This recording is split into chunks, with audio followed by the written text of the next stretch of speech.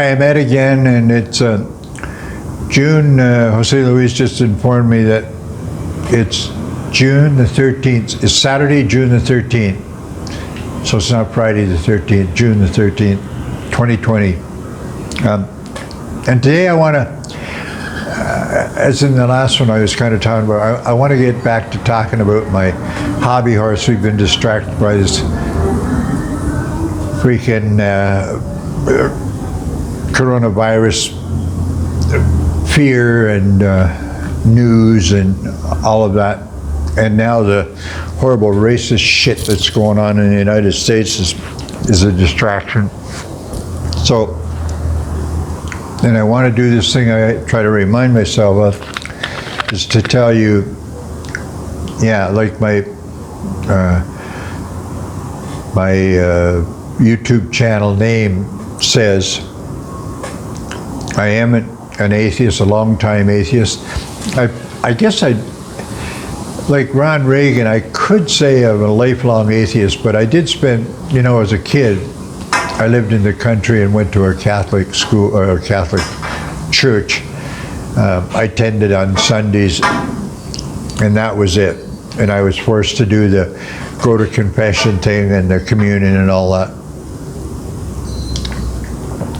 Anyway, not a lifelong atheist, but a long-time atheist, not afraid of burning in hell. Thanks to Ron Reagan for that idea. But today I want to get back a little bit, like to talk again about every religious person.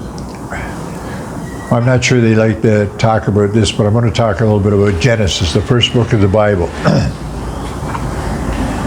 And I think the Bible starts out, as most of you know, if you've ever picked up a Bible, the very first words are, in the beginning, God made the heavens and the earth.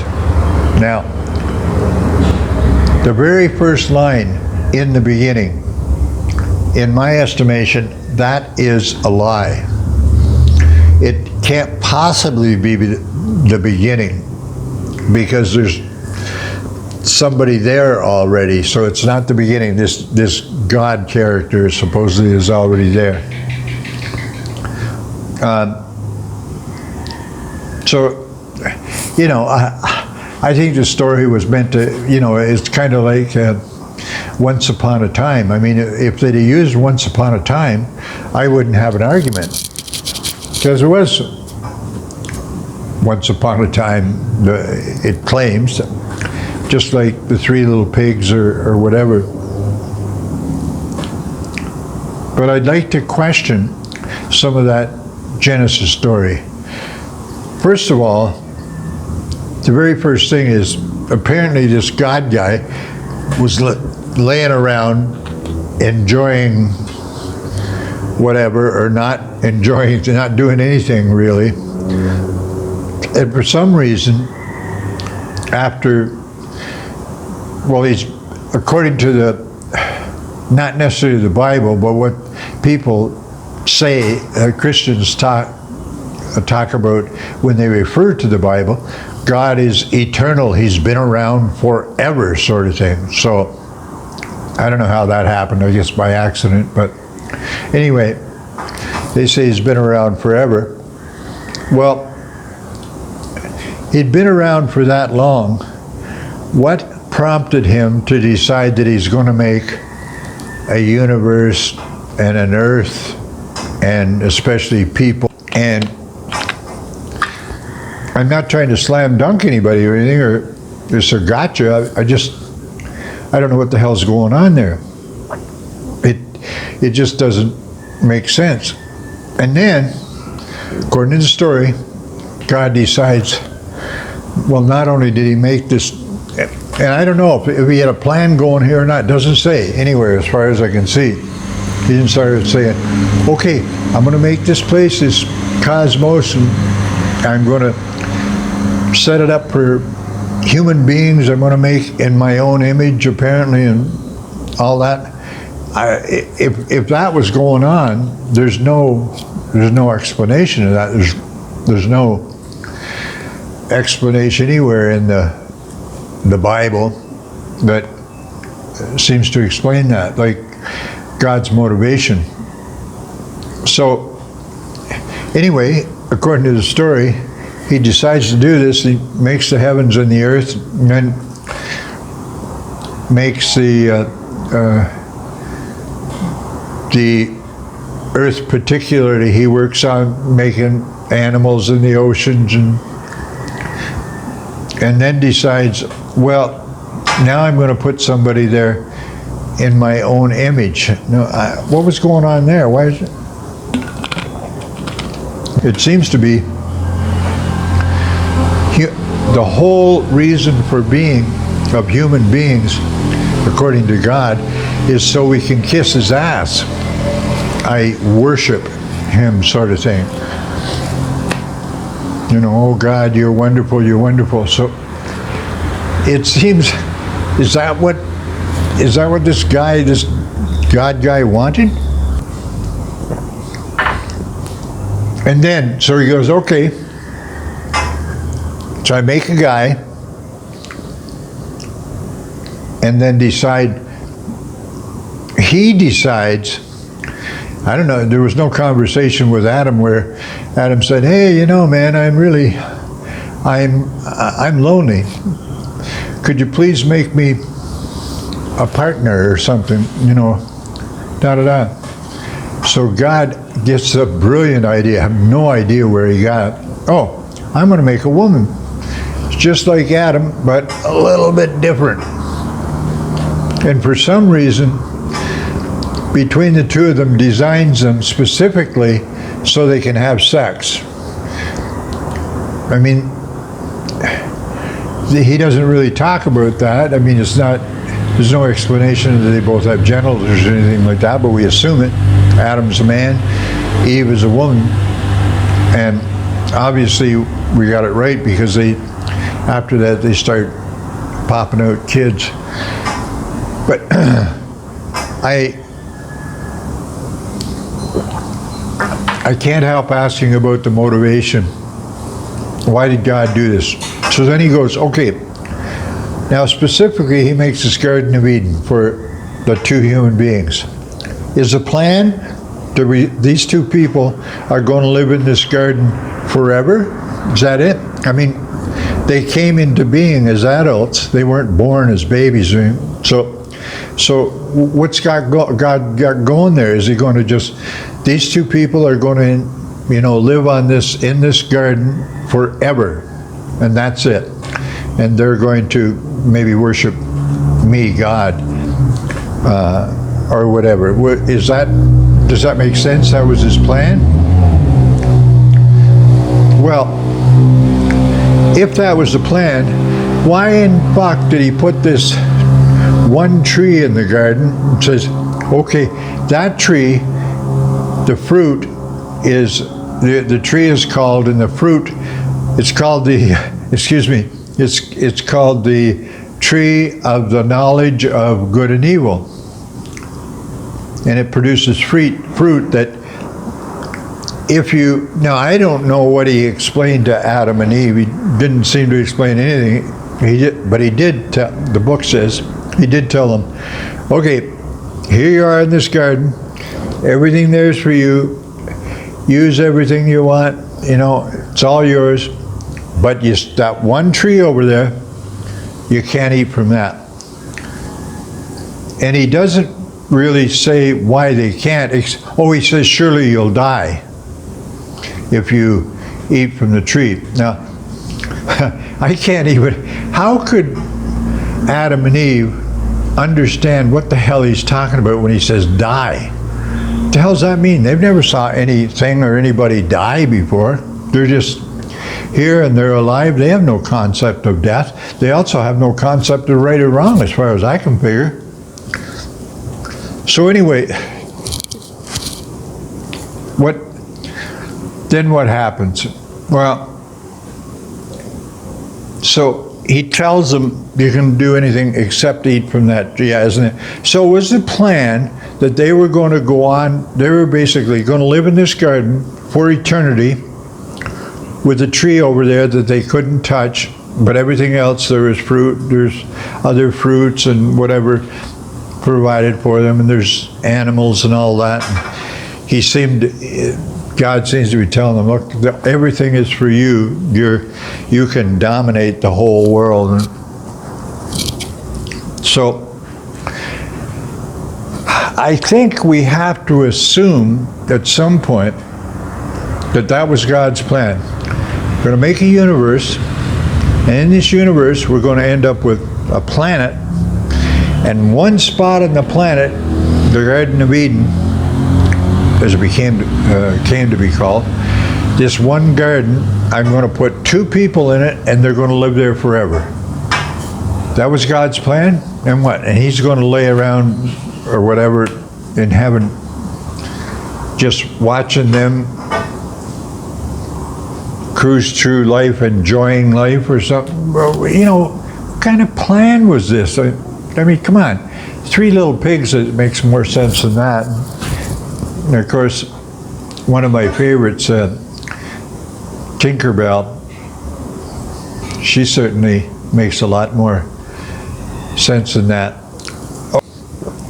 Now also, God made this thing, it's supposed to be perfect, makes Adam and Eve in his image, which seems to suggest that God is, I don't know, is he kind of a person? If they're in his image, I think he has to be. I don't know. Okay, what else? Next thing that happens, of course, is Eve, being a woman, she decides, so that tree over there is the tree of the knowledge of good and evil. Well, I'd like to have that. He's saying we're going to die. Of course, I have no idea what the hell he means by that. I've never experienced any dying. But she wanders over by this tree. She didn't necessarily have bad intentions. Come on now. She wanders over by this tree. She's kind of checking out the fruit and thinking, not supposed to eat this, eh? Then there's the serpent. The serpent says to her, yeah, go ahead and eat the fruit. And she said, well, no, God told me we're not supposed to, and we're going to die if we eat it. And the devil says, come on, you won't die if you eat it. Go ahead and try it. Well, on my reading, why shouldn't Eve think, hey, here's this guy, he seems like a nice guy, this snake, serpent. She's telling me I won't die. The other guy said we would.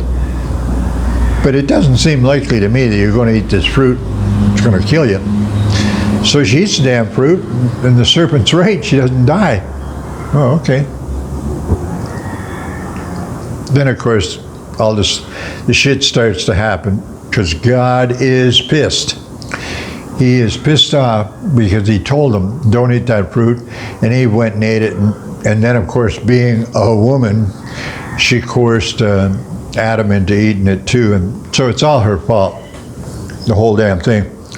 Except it's really interesting how this book, it doesn't matter what God does, he's still the good guy.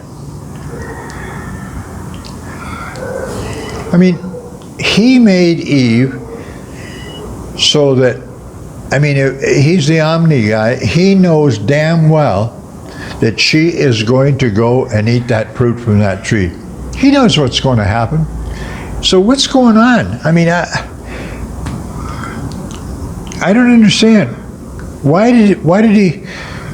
I mean, you could kind of go and you say, okay, he's going to make a garden, put 2 people in it, they're going to live forever, and he can just kind of watch them, just kind of like a ant watching an ant colony, but a very small one, just 2 people, and these 2 people are going to spend eternity worshiping God, which is, I guess, what he was missing out on. I don't know. I thought things were perfect, but apparently not. So that was the plan. So anyway, I've gotten back to my normal rant. You know, I'm an atheist on 2 counts. As I said before, I don't believe that any of the deities exists. I think they're all imaginary. But also, I think the Bible is not only not a very good story. I've heard people, even some atheists, say, well, it's got poetry and it's got lovely stories. I don't find it that way. I read parts of it. I read most of it, but not all of it. But the first 5 books I've read, I probably all of it at least once, and much of it more times. But the first 5 books, what are they? Genesis, Leviticus, Exodus, and then Deuteronomy and Numbers. Those books are called the Book of Moses. That's another issue. We have no idea who wrote any of this book. And anyway, it's attributed to Moses under some versions of Christianity. But anyway, the point is, what I'm back to is asking questions about the Bible and you know, some of God's motives. Why did he start this whole damn thing? If that's what the story is. If he was perfect before and he's still perfect now, according to the Christians, why didn't he just leave it perfect without? I mean, if he's omni, he knew damn well everything that was going to happen. Why? Why would you do that? God, you're an idiot. You had the world by the tail, and you screwed it up.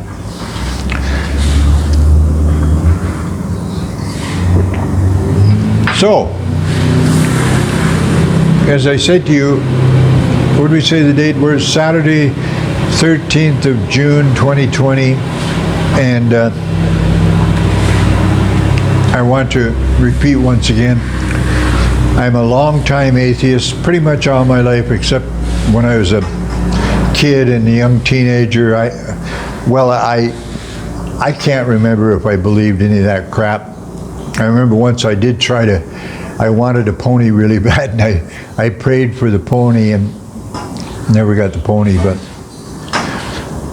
so it didn't help my yeah, like I say, I can't recall how my mind was working. As I knew the later part of it, the time when I lived at home and went to this church. I was 16, so I had a driver's license. My father didn't go to church for whatever reason. That's another story.